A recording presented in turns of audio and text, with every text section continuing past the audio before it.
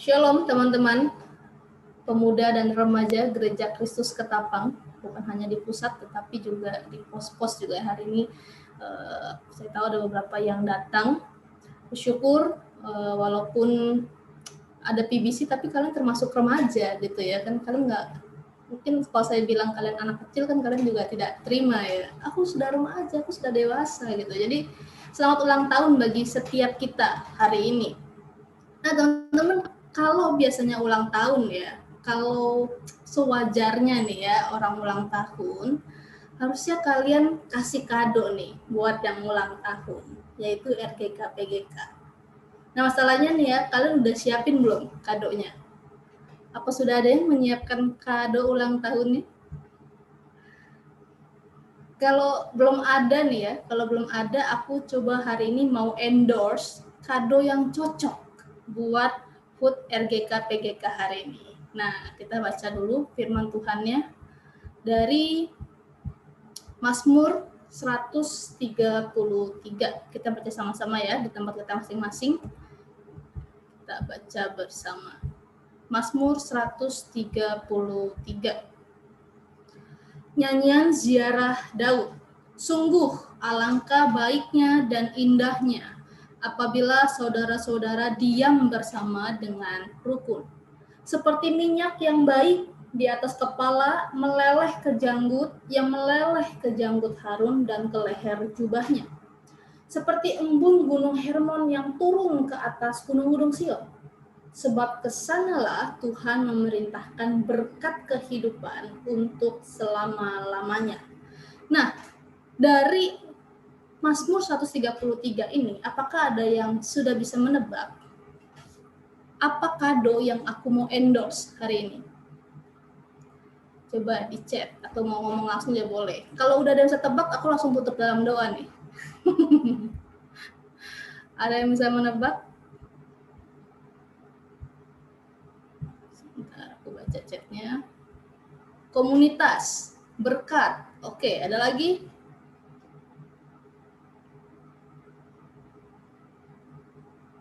Kado yang cocoknya berkat ya, bagus juga ya. Diam bersama dengan rukun. Wah, iya nih langsung tutup dalam doa nih aku ya. Udah ada yang benar ya. Nah, tapi teman-teman mungkin kita jadi timbul sebuah pertanyaan ya. Kenapa Cipaula endorse-nya kado kebersamaan? Jadi kado yang aku mau tawarkan hari ini adalah kebersamaan ya teman-teman ya. Emang sekeren apa sih kado kebersamaan itu? Kebersamaan seperti apa yang dimaksud? Emangnya nggak cukup nih hari ini Zoom RGK PGK rame gitu ya, saya udah rame-ramein hari ini nggak cukup kebersamaannya. Nah sekarang aku mau jelasin ya, aku mau promosi kenapa aku endorse kado kebersamaan ini. Mazmur 133 ini teman-teman adalah nyanyian ziarah Daud. Nyanyian kata ziarah dalam bahasa Indonesia ini bisa disalahpahami ya, dan lebih sering dikaitkan dengan kuburan gitu ya, berziarah ke kuburan. Nah sebenarnya dalam bahasa Ibrani-nya lebih tepat kita maknai sebagai nyanyian pendakian. Maksudnya apa? Jadi Mazmur ini seringkali dinyanyikan atau digunakan di dalam ibadah dalam Yerusalem saat bangsa Israel itu mendaki dari berbagai tempat. Orang Israel dari seluruh daerah, mereka bersama-sama mendaki ke Yudea, pegunungan Yudea di mana bait Allah itu berada gitu ya, di Yerusalem. Nah, kalau begitu konteks saudara-saudara di bagian ini itu juga bukan sekedar keluarga gitu ya, tetapi lebih ke saudara sebangsa, saudara seiman, seluruh umat Tuhan. Nah, jadi ini cocok nih ya, nyanyian ini untuk kita juga, saudara seiman. Nah, teman-teman, kalian bisa bayangin nggak sih suasana ibadah pada waktu itu ya? Orang begitu ramai, terdengar suara saling sapa, sudah lama tidak berjumpa. Ada orang tua yang sedang mengajar anak-anaknya tentang sejarah perayaan ibadah hari ini. Dan Mazmur ini secara perlahan mulai dinyanyikan. Satu dua orang mengalir kepada orang di sebelah mereka. Mazmur ini terus dinyanyikan, terus diulang sampai semua orang rasanya sudah menyanyikan kata dan nada yang sama. Seolah mereka saling mengingatkan bahwa mereka itu bersaudara. Entah dari suku mana, kamu dari daerah mana, itu semua dilebur di dalam kebersamaan. Mereka sama-sama umat Tuhan. Teman-teman, saat peringatan hari raya tertentu, gitu ya, kota Yerusalem itu menjadi kota yang paling sibuk. Belum lagi iklim di momen-momen tertentu itu sangat panas sekali. Kalau udah panas, desek-desekan, waduh, teman-teman bisa bayangin ya, kemarahan, kejengkelan, perselisihan itu sulit untuk bisa dikekang. Orang saling berebut tempat yang lebih nyaman, masing-masing mementingkan dirinya sendiri. Nah, di tengah situasi seperti ini, Daud mengingatkan mereka tentang betapa indahnya kebersamaan di antara umat Tuhan. Nah, kebersamaan semacam apa yang dimaksud? Meskipun konteks nyanyian ini adalah ketika bangsa Israel sedang berkumpul di satu tempat, gitu ya, di Bait Allah, ternyata Mazmur ini tidak cuma berbicara soal kebersamaan secara tempat.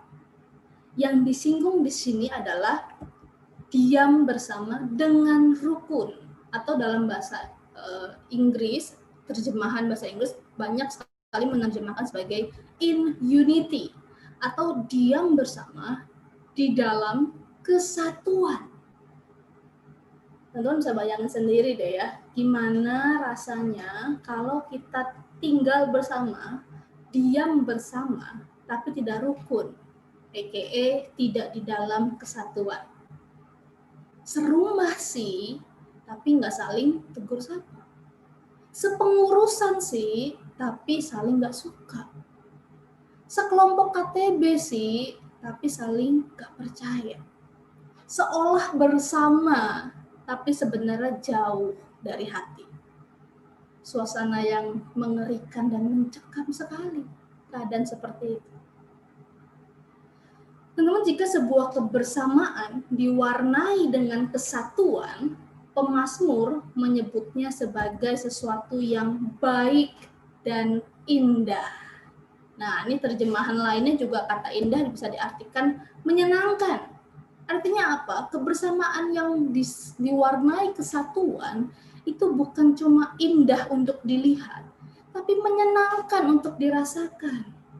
Siapa sih yang nggak iri lihat kelompok yang bersama dan bersatu? Siapa sih yang nggak mau terlibat di dalam kelompok yang semacam itu? Menyenangkan untuk dirasakan. Sudah jelas kebersamaan yang dinafasi dengan kesatuan itu pasti baik dan menyenangkan. Nah, untuk menguatkan maksud ini, sang pemazmur menggambarkan suasana itu dengan dua ilustrasi yang cukup asing dan membingungkan buat kita, pembaca modern, tapi ini dua ilustrasi yang sangat-sangat berkesan bagi umat Tuhan yang mengerti, mengenal budaya dan geografi Israel pada waktu itu. Dua ilustrasinya itu berkaitan dengan yang pertama adalah minyak, dan yang kedua, dalam budaya Yahudi, teman-teman, minyak itu menjadi elemen penting di dalam sebuah pesta. Minyak itu melambangkan sukacita. Nah, tapi ternyata minyak yang dimaksud oleh pemazmur dalam Mazmur 133 ini bukan minyak biasa, BMB, bukan minyak biasa, bukan minyak pesta biasa. Yang dimaksud oleh pemazmur adalah minyak untuk mengurapi seorang imam besar, yaitu Harun. Itu artinya apa? Ini minyak yang begitu spesial. Minyak yang nggak boleh dibuat atau digunakan untuk keperluan lain. Khusus, spesial, hanya untuk imam besar. Tidak salah, maka banyak versi-versi Alkitab menerjemahkan baik itu dengan kata berharga. Minyak yang berharga. Seperti itulah keberhargaan sebuah kebersamaan.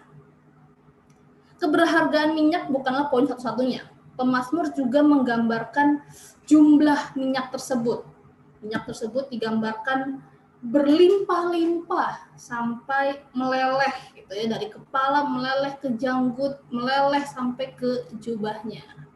Gitu ya. Ini kalau lagunya nih rada ini ya, rada ambigu gitu ya. Seperti minyak di kepala Harun dan ke janggut dan jubahnya turun. Jadi jubahnya yang melorot gitu ya. Jubahnya jadi turun. Tapi maksudnya adalah ini jumlah minyak yang banyak sekali, meleleh sampai ke seluruh jubah.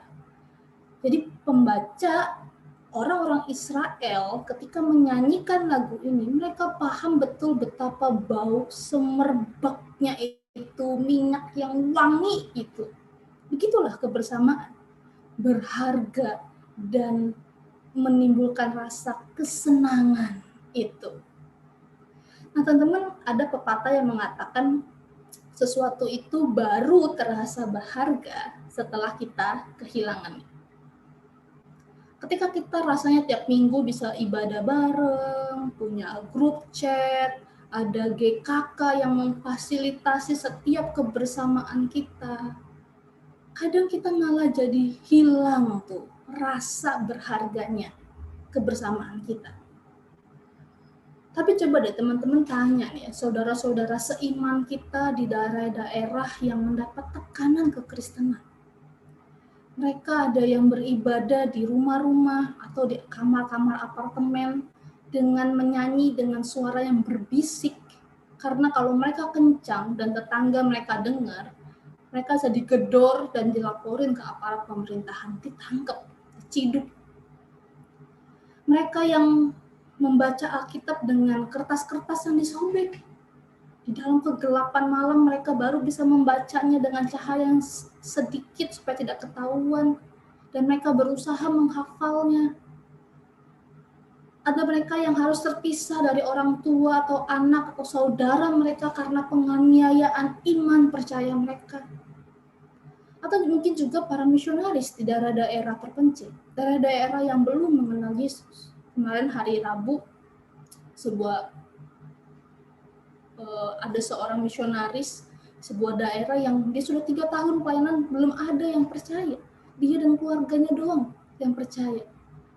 Teman-teman, bagi mereka-mereka ini, untuk bisa duduk bersama, KTB, ibadah bersama, nyanyi dengan suara yang lantang, itu adalah sesuatu yang berharga. Kebersamaan itu sesuatu yang berharga buat mereka. Tapi buat kita mungkin sudah mulai kehilangan makna itu. Teman-teman, saya sih nggak berharap ya GKK sampai mendapat tekanan sedemikian rupa sampai kita nggak bisa ibadah lagi. Pandemi ini mungkin saya bisa bilang kayak gladi kotornya gitu ya, keadaan di mana kita nggak bisa bersekutu secara fisik. Ketika saya ke gereja ketemu beberapa teman kita gitu ya, aduh rasanya senang sekali, excited sekali, rasanya itu berharga gitu ya. Tapi kita juga bersyukur kita masih bisa ketemu virtual, ibadah virtual, KTB virtual, memuji Tuhan juga mudah gitu ya, pakai Spotify, pakai YouTube. Kalau kita masih punya semua akses kemudahan ini, don't take it for granted. Kebersamaan ini sesungguhnya adalah hadiah dari Allah buat kita yang berharga, yang menyenangkan. Kalau RGK bisa 34 tahun, PGK Reborn bisa 3 tahun, jangan anggap itu sesuatu yang wajar. Ya memang harusnya begitu. Enggak. Itu pun juga adalah hadiah dari Allah buat kita. Kalau gitu teman-teman, ayo kita juga beri kado kehadiran kita di dalam komunitas kita. Hargai, rayakan setiap momen kita bisa kumpul bersama. Yang kita nggak pernah tahu kapan itu diambil dari kita. Gambaran yang kedua itu berkaitan dengan embun Gunung Hermon yang turun sampai ke pegunungan Sion. Nah, gambaran yang kedua ini kita nggak bisa memahami secara harafiah, secara literal, karena jarak antara Gunung Hermon sampai pegunungan Sion itu kurang lebih 400 km. Jauh sekali. Bisa bayangin itu embun Kalau dibawa dari Gunung Hermon sampai siang udah lupa bawa apa ya. Saya bawa apa tadi ya dari Hermon ya. Sudah gak ada embunnya gitu ya. Nah, kita lebih baik memahami seperti ini. Embun Gunung Hermon itu adalah sebuah istilah populer bagi bangsa Israel untuk menunjukkan kelimpahan uap airnya. Karena memang Gunung Hermon ini terletak 9.000 kaki dari permukaan laut. Jadi ujungnya itu, puncaknya itu selalu ada salju. Embunnya begitu tebal. Daerah ini selalu hijau dengan pepohonan dan tanaman. Nah, lelehan air dari salju di puncak gunung itu menjadi air yang tidak pernah surut bagi Sungai Yordan. Meleleh dan menjadi mata air bagi Sungai Yordan. Tidak heran kalau Sungai Yordan itu menjadi penopang kehidupan bangsa Israel. Mereka sangat bergantung kepada Gunung Hermon dan Sungai Yordan. Apalagi ketika kemarau datang. Mereka sangat bergantung kepada sumber air itu. Nah, dari perspektif bangsa Israel, embun juga seringkali dijadikan simbol berkat Tuhan atau kehadiran Tuhan. Embun itu yang menentukan hasil panen. Tidak ada embun sama dengan tidak ada hujan. Jadi betapa berharganya, pentingnya embun bagi bangsa Israel. Nah, teman-teman, seperti pentingnya embun Gunung Hermon bagi bangsa Israel, maka kebersamaan itu juga sepenting itu. Kebersamaan itulah yang menyehatkan hidup dan jiwa kita. Kenapa? Karena kita nggak bisa jalanin hidup ini sendirian, teman-teman. Kita nggak bisa jadi kayak lone ranger gitu ya. Ya gue berjuang sendiri jadi superhero sendirian, nggak bisa, teman-teman.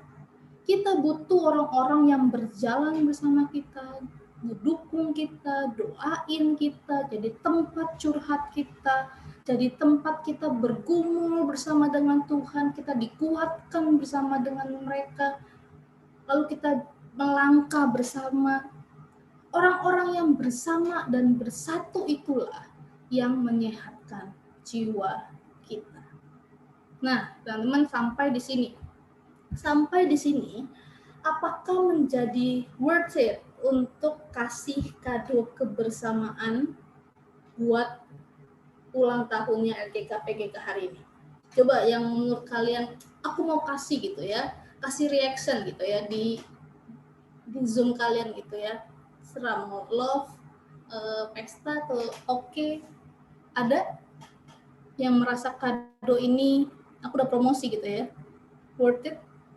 Kalau nggak ada berarti saya gagal nih ya, promosinya. Kurang bisa persuasi jadinya ya. Ada? Nah, ada lagi? Kepantau nih. Oke. Ini tolong dicatat nih ya, kasih reaction ya. Ditagih nanti kadonya ya. Ditagih sama pengurus RGK dan PGK ya. Puji Tuhan, teman-teman. Kalau teman-teman merasa kebersamaan, kehadiran kita, kesatuan kita itu menjadi kado yang indah bagi RGK dan PGK. Nah, teman-teman, ternyata akhir dari Mazmur ini cukup mengagetkan. Berkat itu sendiri tidak terletak kepada kebersamaan. Berkat Tuhan ternyata tidak terletak kepada kesatuan kita. Berkat Tuhan itu terletak kepada diri Tuhan itu sendiri. Berkat itu selalu berasal dari atas. Jadi itu sama istilahnya seperti minyak yang dari atas meleleh ke bawah, seperti Gunung Hermon yang di atas turun ke pegunungan Sion. Maka berkat Tuhan itu juga berasal dari atas. Dari perjumpaan dengan Tuhan, dengan pengalaman bersama dengan Tuhan, dengan kita beribadah bersama dengan Tuhan. Tapi poin ini tidak meniadakan, tidak mengurangi pentingnya kebersamaan. Nah, teman-teman perlu ingat bahwa di dalam kita beribadah, itu ada dua faktor yang harus kita kerjakan bersama. Yang pertama adalah vertikal, relasi kita sama Tuhan. Kita memang datang untuk menyembah Tuhan, menikmati Tuhan, kita mau mendengar firman Tuhan. Tetapi tidak cuma hanya bersama dengan Tuhan, tetapi kita juga bersama dengan saudara-saudara seiman kita. Ada relasi horizontal yang dibawa. Ingat ada sebuah ayat mengatakan kalau kamu datang untuk mempersembahkan korban kepada Tuhan, tetapi kamu masih punya dendam kepada saudaramu, pulang. Tinggalkan korban itu, pulang. Berdamai dulu. Baru kamu datang lagi menyembah Tuhan. Jadi relasi vertikal dan horizontal itu harus berjalan, teman-teman. Makanya penting kita ada ibadah virtual bareng seperti ini, kita lebih berasa ada kebersamaannya. Kita perlu merasakan itu, teman-teman. Dalam konteks perjanjian baru gitu ya, kesatuan umat Allah itu digenapi di dalam Kristus Yesus.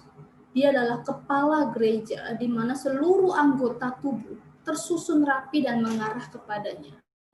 Jadi lihat penggambarannya, selalu antara Allah dan saudara seiman kita.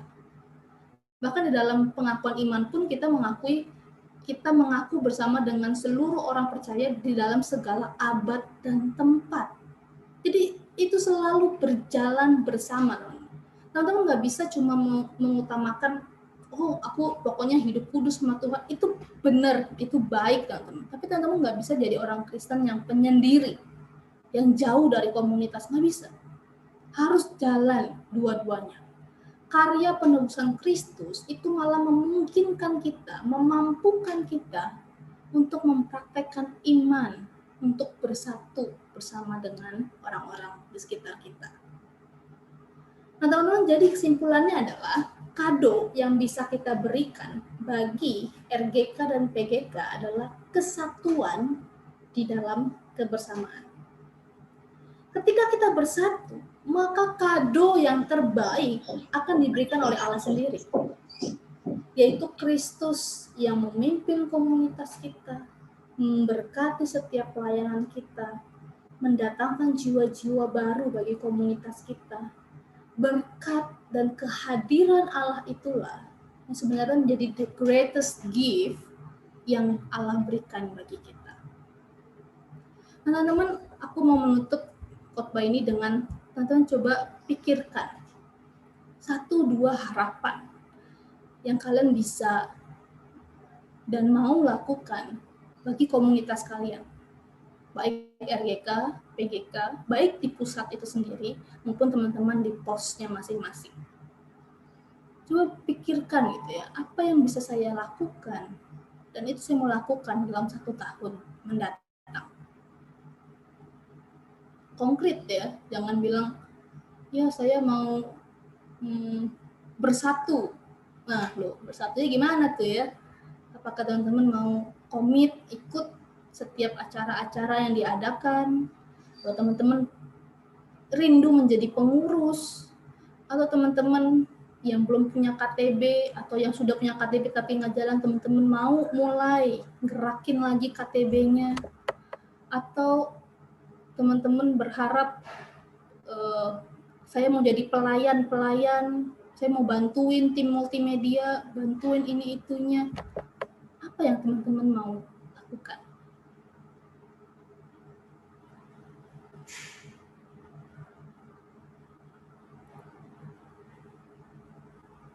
Sekarang aku mau ajak teman-teman untuk bawa harapan itu kepada Tuhan. Mari kita berdoa ya.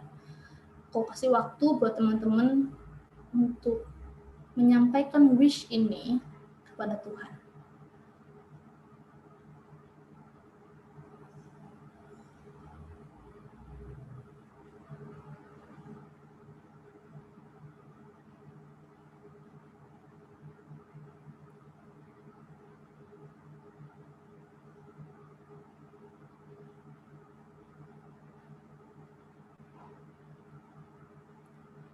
Tuhan Yesus, terima kasih. Kalau RGK boleh berusia 34 tahun, PGK Reborn boleh 3 tahun. Itu semua karena pertolongan Tuhan. Itu bukan karena kuat gagah kami. Itu bukan memang sewajarnya harusnya seperti itu. tapi itu adalah komunitas yang berharga yang Tuhan titipkan kepada kami. Tuhan tolong kami lewat firman hari ini, kami boleh melakukan sesuatu dari yang terkecil bagi komunitas kami. Tuhan tolong kuatkan kami, Tuhan tolong berkati setiap kami. Hanya dalam nama-Mu Tuhan Yesus, kami sudah berdoa. Amin.